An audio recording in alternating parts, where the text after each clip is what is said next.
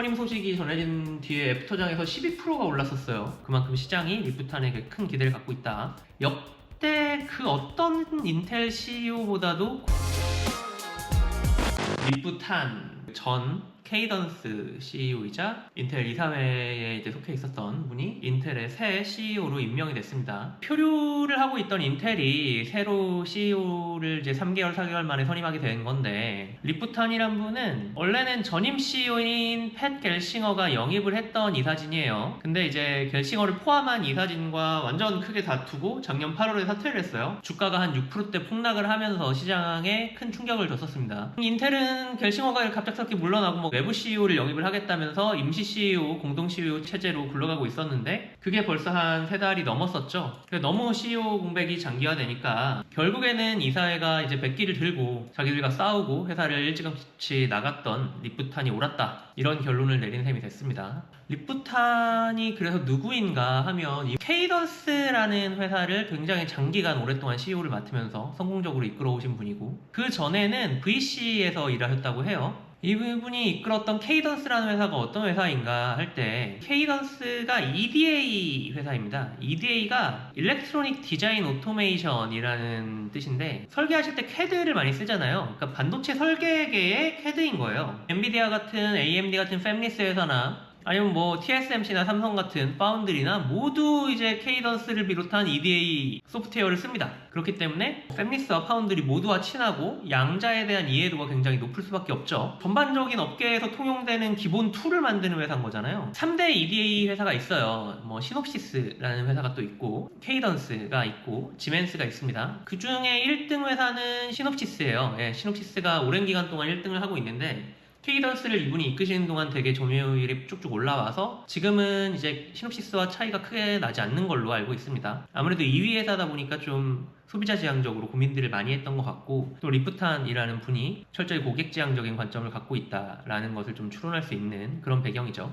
선임 소식이 전해진 뒤에 애프터장에서 12%가 올랐었어요. 그만큼 시장이 리프탄에게 큰 기대를 갖고 있다 라는 점을 알 수 있겠죠. 인텔이 현재 갖고 있는 여러 문제들, 큰 틀에서 파운드리 분야에서 갖고 있는 문제를 생각을 해보면, 구조적인 문제를 볼 때 인텔이 IDM이라는 게 가장 뭐 근본적인 문제겠죠. 삼성전자도 같은 상황에 좀 처해 있지만, 가장 큰 문제는 고객사 입장에서 이 인텔이나 삼성 같은 회사들은 내부 시스템이 외부 고객사들을 위해서 만들어진 게 아니라 본인 회사들을 위해서 만든 거를 외부에 판매하고 있는 거기 때문에 사용이 불편한 거예요. 좀 고객 지향적이지 못한 거죠. 이게 공통적으로 매번 지적받는 사항들인데, 그러다 보니까 이분이 취임사에서 커스터머라는 단어를, 그러니까 고객이라는 단어를 5번을 언급을 해요. 그래서 뭐 최고의 제품을 개발하고, 고객의 말을 주의 깊게 경청하고, 약속을 책임지고 신뢰를 구축하기 위해 노력하겠다. 그리고 나의 철학은 되게 간단하다. 겸손하게 열심히 일하고 고객을 기쁘게 하면 된다. 역대 그 어떤 인텔 CEO보다도 고객 지향성을 강조하는 취임사가 아닌가 싶습니다. 그리고 마지막에 사업 방향성에 대한 언급을 하면서, 내 리더십하에서 인텔은 엔지니어링 중심 회사가 될 거다. 인텔의 세계적 제품 회사로서 지위를 회복을 하고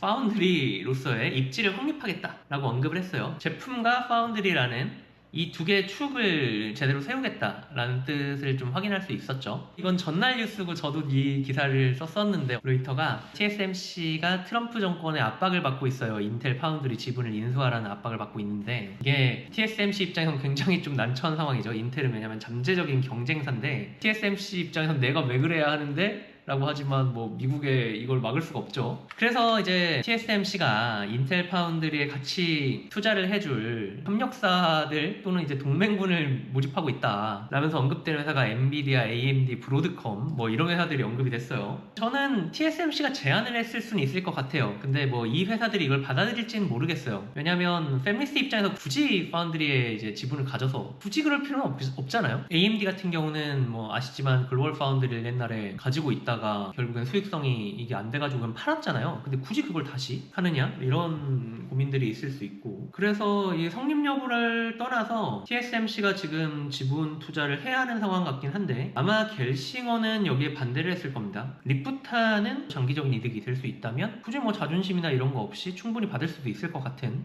뭐 그런 생각이 전 좀 들어요. 그리고 또 인텔의 현재 상황이 조금 긍정적이 되고 있어요. 최근에 ISSCC라고 제가 다녀온 영상도 올라가 있지만 그 행사에서 인텔의 이제 그 1.8나노 공정이죠. 18A라고 불리는 그 공정에 대한 발표가 있었어요. 그 세션을 지켜보셨던 분들의 말씀이 인텔의 18A가 현재 수율이 굉장히 빠르게 올라오고 있고 기대보다, 그리고 그 TSMC의 2나노 N2라고 불리죠? 와 비슷한 수준의 성능을 낼 수 있을 것 같다라는 긍정적인 전망들이 그때 당시 나왔어요. 18A 커스터머들이 막 들어오고 있거든요. 지금 테스트를 하고 있대요. 연말쯤에는 이제 뭐 실제 물량이 나올 수 있다고 하던데, 가장 안 좋은 시기를 지나서 좀 좋아지고 있는 거죠. 이런 상황에서 오셨기 때문에 좀 관리를 잘 해주시고 좀 조직을 조이고 잘 해주시면 업사이클을 타지 않을까 하는 기대감이 좀 있죠. 반면에 좀 부정적인 사이드가 있다면, 너무 비대한 조직이고 대기업이고 역사가 깊고 오랜 기간 반도체 산업의 자존심이었고 이런 조직이다 보니까 자부심도 강하고 외부 인사들의 명이 좀 안 서는 면이 있어요. 당시에도 겔싱어가 되게 카리스마틱하게 내부에서 리스펙을 받았던 게, 그분이 뭐 뛰어난 엔지니어였고 486의 뭐 리드 아키텍처였고 뭐 이런 것도 있지만, 겔싱어라는 인물 자체가 인텔 파운더들,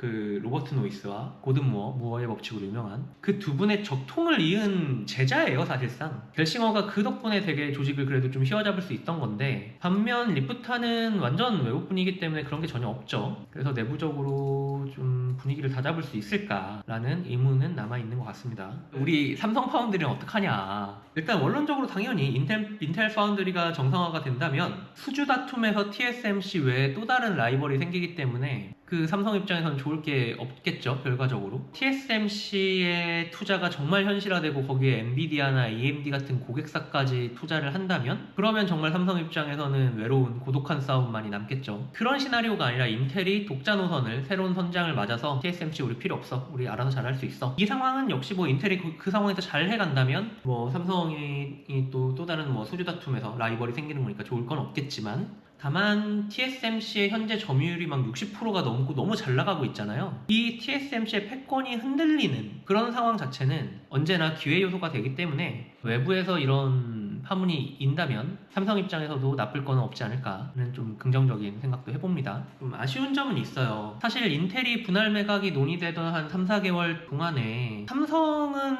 M&A의 매수자 입장으로 단 한 번도 언급이 안 됐단 말이죠. 그럼 뭐 실제로 관심이 없었겠죠. 인텔이 지금 많이 힘들지만 특히 설계 사업부가 갖고 있는 그런 특허나 노하우나 그것만 건져올 수 있어도 정말 이건 삼성 차원이 아니라 대한민국 차원에서 대박입니다. 설계에서는 뭐 정말 우리가 입지가 하나도 없는 상황인데, 인텔 설계 부분을 인수했다면 정말 이거는 완전 상황을 뒤바꿀 수 있는 그런 상황이었다고 저는 개인적으로 생각했고, 도전적인 시도들이 있었으면 했는데, 지금 새 CEO가 오시고 인텔이 다시 정상화의 기치를 내건 상황에서는 그런 기회들이 좀 날아가 버린 것 같아요. 그래서 다른 기회들이 있다면 좀 적극적인 모습들을 보일 필요가 있지 않나, 스스로 판을 조금 깨고 뒤흔드는 모습들을 보여줬으면 하는 그런 마음이 좀 있습니다.